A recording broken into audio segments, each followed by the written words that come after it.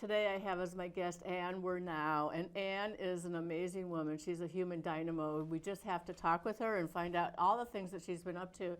She retired recently, and so now she's probably even busier than she was previously. Violence is preventable is probably what Anne's tagline should be or could be, because that's what her life has been about. For 20 years, she worked for the Women's Center of Southeastern Connecticut, now called Safe Futures. Safe Futures services not just women, but also men, and the statistics are abominable. So thank you, Anne, for sharing this information and being out there, making a difference for everybody. 1 in 4 women, you told me, are subjected to violence in their home situation. Correct. And 1 in 7 men. Yes, so which is an unknown number. It's an unknown number, and it's preventable. So welcome. Thank you for being here. Thank you for being so bright and cheerful this morning. Thank you I guess for you having are me. all the time. So tell me, how can we prevent it? What is the secret? How do we do this? Well, my whole career and goal still continues to be we need to reach the kids. We need to let children know, especially children who are witnessing or living in that environment, because children adapt to what they think is normal in their homes. Of course. And so the program that we started, and I say we because I had a team Of course. called Violence is Preventable, was a science-based, curriculum-based program where we went into schools starting as young as kindergarten all the way through high school and teaching skills of communication, conflict resolution, of recognizing and managing emotions. Well, that's really interesting, too, because you think it's simple as preschool or kindergarten where the children have blocks if they still have some play-based kind of education and instruction. Immediately, if it's a group of little ones, sometimes they'll build a tower and somebody else will knock it over. And I think just building a tower and then building a precipice around it or having roads that lead to it and understanding, again, to your point, that's another way of playing. It doesn't have to be destroying somebody else's creation, but Right. enjoying it. Right. Well, one of the most interesting things I've found in my career and consequently, of course, subsequently in my life, is how many people avoid conflict because they have no idea how to deal with it, or they think conflict equals violence. That's interesting because to me, well, in the Chinese caricatures, and I know that our kids were in China at the same time, and I guess you were actually there with my son, but it means conflict. Conflict is crisis and opportunity, the two things that come together. So it's that kind of thing, and it's not necessarily you're going to get into a struggle, but you can learn and gain different perspectives. Yeah. Yeah. So, you know, it's, again, the thing I loved about the program we created, it wasn't going into a classroom. We worked with average children. We weren't, because I feel every child is at risk. But, you know, they were regular classroom settings, and we would have class periods for many, many, many weeks. It wasn't one time we came in. So the children got to know us sort of as the relationship people. Oh, nice. Which was nice because, you know, we ask so much of our teachers, and not every teacher is really equipped or comfortable about those kind of touchy-feely things, as some of the teachers would say. But, you know, it was an opportunity for them to really start looking at these things like, okay, you know, and we do role plays and we do all kinds of interactive things that kids just really looked forward to us coming in. But, you know, something as simple as you share a room with your brother or sister. Well, one of you might be messy. The other person might like everything in order. Okay, wham, we've got conflict. Right. How do we handle that? Right. What kind of words can you use? What tone can you use? What facial expressions? You know, it's a package how we communicate. It is a package, and it's just so critical for that opportunity to be developed over time. So it is preventable, this violence, this component to our society, because we see it all the time. I think the video games, the statistics for kids being on video games, and that has caused more violence, is what I've been told. Do you agree with that? Yeah, you know, I don't really know. My children point out to me, because I worry about my grandchildren in that regard. Oh, they're Sure. on the video games, and like, Mom, we played video games. None of us have become violent people. So again, anybody who's raised children or been involved. There's so many components to that. So I don't know. I don't know what the answer to that is. So choosing healthy relationships is probably one of the most important things. And you keep your kids safe, I think, by being involved with the parents of the children that your children are choosing to be friends with. Can we talk about that a little bit? Is that something that you ascribe to as well? I do, however, everybody has a story. We don't know people's stories often. I know my children through the years, probably yours too, have made some friends that are like, oh, can I meet the mom? Well, she works 2 jobs, or their parents are divorced. Okay. So it's really keeping the dialogue open with your child. And I've had children in my home who were on that end of the spectrum, nice kids, who felt comfortable enough in our home to start sort of seeing that, okay, there's lots of ways to live. And it wasn't necessarily that their parents weren't good parents. They're just busy and overwhelmed. Well, just keeping food on the table, keeping a roof over the house Absolutely. is sometimes a 2-job kind of ordeal, not just one job. Right. Yeah. Oh. But the thing I loved about building the foundation with Violence is Preventable was when those same kids, because we're very heavily invested in the local schools, Groton, Waterford, not as much in East Lyme, but Griswold, I could go on. And so the kids knew us and recognized us. And then, when the hormones start raging and they get to middle school and life is so confusing and complicated and friendships are so important, and then the whole idea of dating and like, are you just looking for a pretty face or a handsome guy, or what else are you looking for? What do you deserve? And that's one of the major things is, what do you deserve in a relationship? I like that. Yeah, and what should you run away from as fast as you can? Oh. And I used to say that to the kids. There are just real red flags. Can you tell me about that? Yeah, so for instance, in terms of teens, is your boyfriend or girlfriend texting you 1,000,000 times a day? Why? Oh, they just want to know where I am. No. That's control. This is about power and control. Interesting. And it's like, this is not a healthy thing. And where the real red flag is, can you say to your boyfriend or girlfriend, please don't do that. I'll check in with you when I can. Yeah. And they respect that.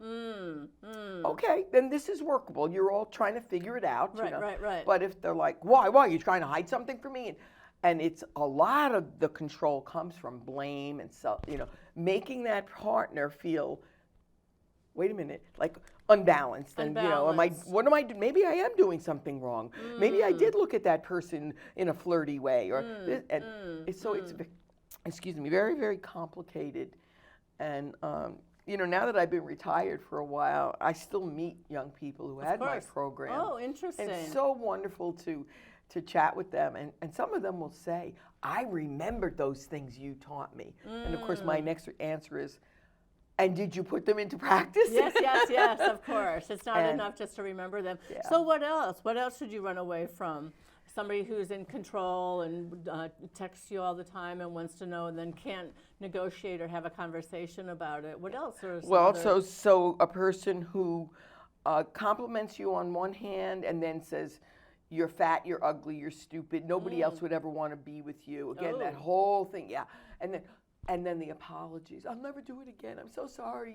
I don't know what got into me. But the pattern. So, we all make mistakes in life. Course. I'm not saying any physical violence or abuse is okay, but it's the pattern. Well, sometimes the emotional abuse, I think, is even more difficult than the physical. And Absolutely. I mean, they're both difficult, but that power and the control and the restricting and the saying you're not good enough and all of that, Well, one of the other things that I did, actually my husband did this with me for 40 years. We did a program at York at the women's prison. Did you? Yes. Amazing. Yeah, I loved it. I Wow. wish my husband passed away, and I'm sorry the other for your loss. thank you. Yeah. And the other folks that used to be able available aren't anymore, and it's really, you need more than one person to do this program. But when I would ask the women, who 99% of them probably have been in abusive relationships. Oh, I'm sure, right? What would you choose? Oh, if you had to choose the emotional abuse or the physical, and always say physical. They'd rather get punched. There's a beginning and an end. Often I see it coming. I know when.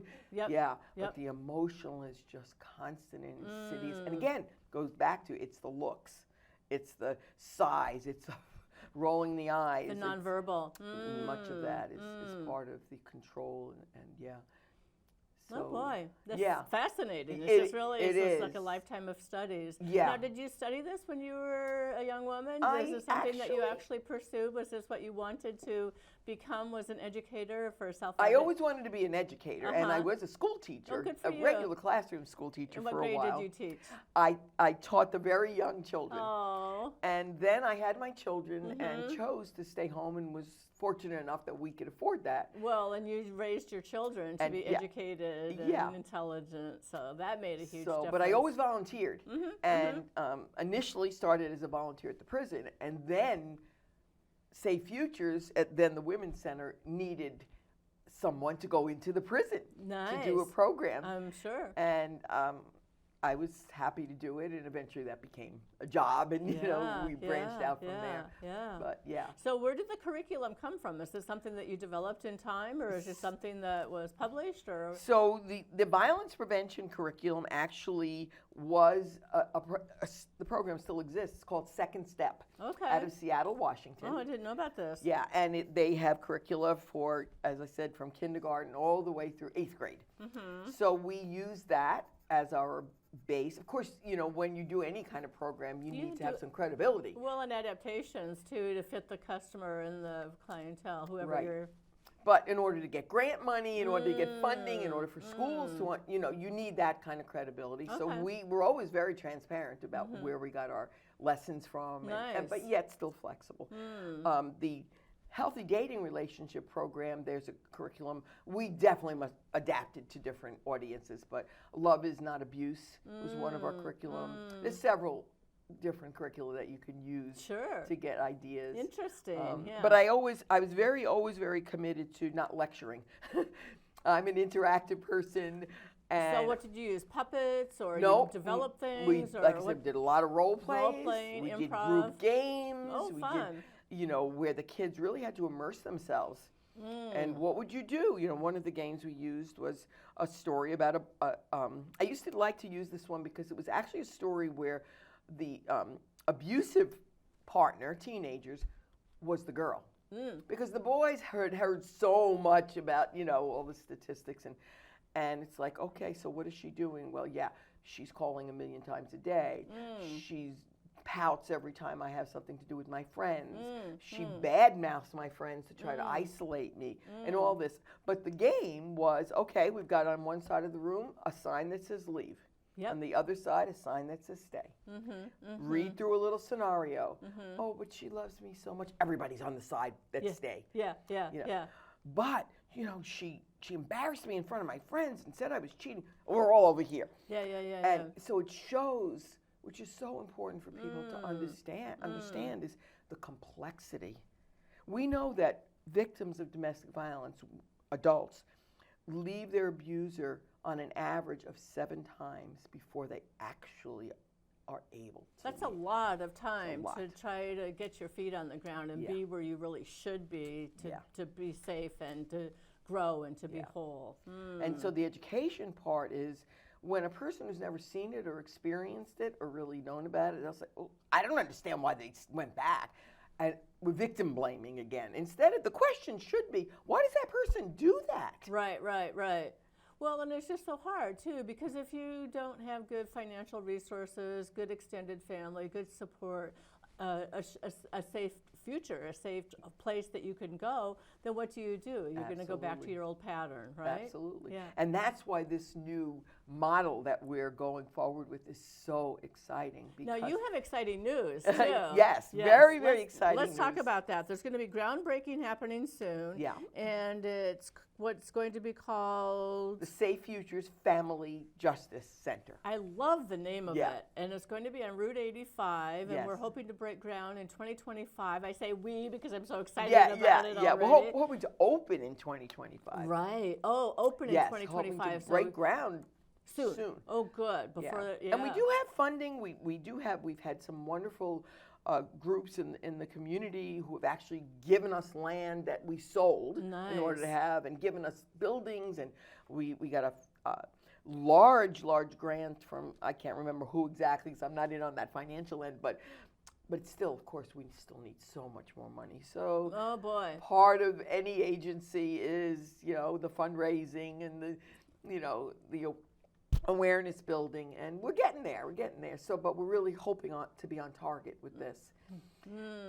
Now, is this going to be different than Safe Futures? Safe Futures will continue under its purview and the projects that it's doing, but this is something completely different? No, it's actually a combination. So Okay. we will still have we have a place that's not a secret place, an office in New London. That will still continue to exist, where people can walk in for services.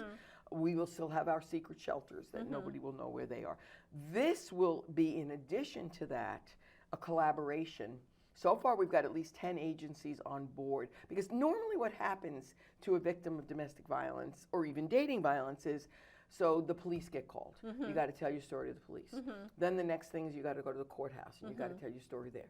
And then, maybe you do have the courage to go for counseling because you already feel so bad about yourself, and we lose people in that process. I'm sure. I'm sure. These agencies, from the police to child and family to Safe Futures with counseling to child care, are all going to be under this one roof. Nice. Very nice. And it's just so exciting. And again, this is not something we invented. No, of course not. This is a model that's being used. And Bridgeport actually was the first one in Connecticut. Oh, wow. So this And- is the second one in Connecticut? Yes. Or, And they're seeing, and nationally, the recidivism rate, if you could use that word, I know that's Sure. usually, where has come down. People Nice. are actually able, as you said, to get their feet on the ground, to feel empowered, to feel like they have resources and they have support to get out of these relationships. So it's still very much, the center will still very much be a place to sort of protect and save people.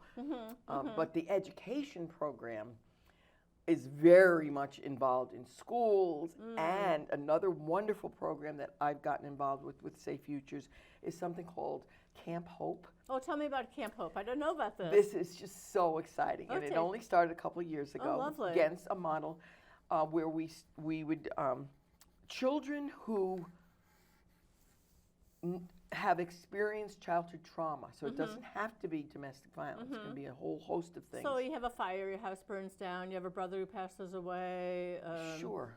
Yeah. You're bullied, Bullied at school. and there you all go. of those things. Those children are eligible to go to this Camp Hope. It's 1 week away from everybody. Usually at a camp, we've gone to different places, but like maybe a Y camp, and they'll rent 1 week where we're the only ones there. Nice. And the normal camp activities, but also the support groups, the ability to talk, and these kids know they're not alone. Other people Sure. have experienced this Because I and think get that's it. the worst part about it. Well, maybe one of the worst parts about it. Of course, being the object of that abuse is horrible, but then thinking that maybe there aren't other people who've had similar experiences, Right. and to know that you're not alone. Right. Yeah. So it started out with just the camp once a year, and very quickly, the part that I'm more involved in segued into something called Pathways. Oh, sure. So all those kids, and it can even be friends of those kids, we have after-school activities. It's usually once a week. Divide up the ages, so the younger kids, it goes up to 18, so the younger and the older, and anything from taking them, like one of the trips was to Conn College. Sure. what is it like to be on a college campus? Exactly. You know, what happens here? Yeah, yeah. Talk to college kids. So opening up their view of what their world can look like. Having really supportive people who can talk to them and, oh, there's a conflict. Wait, could we sit down and work this out? You know, what's going on? You know, all of those things that will set them on the right path. Absolutely. So I love that. I love that we're encompassing so much of the future. It's all about getting the word out. And how do people get signed up for this Camp Hope? Is it through a social worker or school guidance counselor or? Those, or they can just call Safe Futures. Call Safe Futures and just say, I'm interested. How big is the camp? Oh, well, last year we had 35 kids. It's a regular camp, so it might be the YMCA. Sure, so they got the lake and the rowing and the archery, all the things right. that a camp would have. Last year we had 35 kids. We're hoping this coming summer to have closer to 50. Nice. So it's a growing camp. Yes, it's a growing camp. Yeah, yeah. Young counselors. I was teasing them because they're like, oh, so I can't be a counselor? Not that I really feel I could be anymore. But well, I'm sure you could, but yeah. you know, in terms of the activities. There's a lot that they do, absolutely. Yeah. But again, this Camp Hope is part of a larger, we didn't invent it. So there's parameters, and that's one of them that they, for right now at least, they feel people under 24 can be mentors to these young kids. Nice. And, yeah. So, well, and it helps them to grow too, because then they define themselves. Because you continue to grow into your 30s, right? You're not done, and we do as older. That's right. Yeah, that's right. Oh, well, you're doing so many wonderful and amazing things. Now, what I'm understanding though is that your work is just not one nonprofit, but it's a collaboration of different nonprofits coming together, which I think is so wise because there's only so much money that people have that they can donate to these necessary programs, right? Absolutely. Well, the other thing that's really, we just had a program to introduce this whole new model, and one of the men on our board got up and said something that was really insightful or made me a little more aware. He said, this is the perfect time, because there were times in past history where nonprofits, even though we're offering similar services, we're all vying for the same money. No, we can't so do we were in competition with each other. Right, right, right. And now we're not. We're collaborating. It's all about collaboration. So wonderful. So important. Well, isn't that why community foundations were established, so that there could be an umbrella that would help to disperse some of that money? Yeah, and we have folks from the Community Foundation, really all the big agencies that you can name in this region are very excited and very much on board. You know, the bugs have to be worked out. Okay, so if we have a staff person there, it won't be every day, all day, you know. How do we balance this with what we're offering in Norwich, or, you know? Sure. So how can we help, Anne? How can we help support the work that you're doing, the missions that you're on, the causes that you are supporting? Well, how can we help you? The very first thing I always say is talk to people, not just about this, which I think is great, and we would love. We're going to be doing lots of community presentations. So if you see it advertised, it's 1 hour, you know, of your time. Come out and find out what this is all about. But also to really start talking about the complexities of intimate partner violence, and that, you know, it's not something to be shunned and, oh, they must be crazy, or they must be, you know, or don't play with those kids because we know the father beats up the mother. It's really about educating people. You know, I always like to say to the young people in my life, everybody's got a story. Everybody does have a story, and that's why I do this show. Yes, Stories worth telling. that's right. Absolutely. I love it. I love this stuff. Yeah. Well, and I have a friend that always says, don't get furious, get curious. So kind of find out more. Find out what's going on. What is the cause of this? And can we help them to choose a different response, not to get angry or not to become violent, but how else can we work towards reconciliation of whatever this issue might be, right? And, you know, when you say, and I know you understand this, but I'm just going to change the terminology. It isn't that we can't get angry. We all get angry. Of course. It's like, now what do we do with that? Exactly. How do we manage it? How do we become aware of when we're getting angry before we can't? You know, one of the things we used to use, and I use it with adults as well, is an anger thermometer. And you just take a big paper thermometer, and on the bottom is, and I would ask the kids and adults too, when we have a little bit of red on the thermometer, we're going to call that annoyed. How many of us can still control ourselves when we're annoyed? Of course. Right. But then if we don't, and it grows, so now I'm irritated, or now I'm angry, that middle level is about as far as we can go before the anger becomes a monster. Oh, that's now we're furious and eventually enraged, which we have no control. And it's so amazing to use that visual with people, kids especially. And I'm like, oh my God, that's just what happens to me, and they recognize it. So. Well, and the whole idea, too, I think, of course, we could talk about this forever probably, but just the idea that you can only handle one emotion at a time, right? If you're angry, if you're hungry, angry, lonely, and tired, that only one of those is going to be something that you can deal with. So if you're angry and hungry, forget it, Yeah. That's right. Or you're angry and tired, you just might say something that you'll regret later because you should have just gone for a little siesta or something. Yeah. But again, it's learning those coping skills. Being aware, I think. I don't think some people are even aware that, I saw your face change. So are you getting a little agitated? Oh, no. Yeah. You're like, I'm not sure about that. Yes. Yeah. And one of our big lessons that we go over again with kids especially is the difference between using a message that's a you message or an I message. Absolutely. And it's like, when I tell you that I'm really feeling nervous right now, it's different than saying, you're making me nervous. Right. Because now you have to get defensive. What do you mean I'm making you nervous? And then wham, it escalates so quickly. So quickly. So well, that's so interesting too. Is when you think about people and their triggers.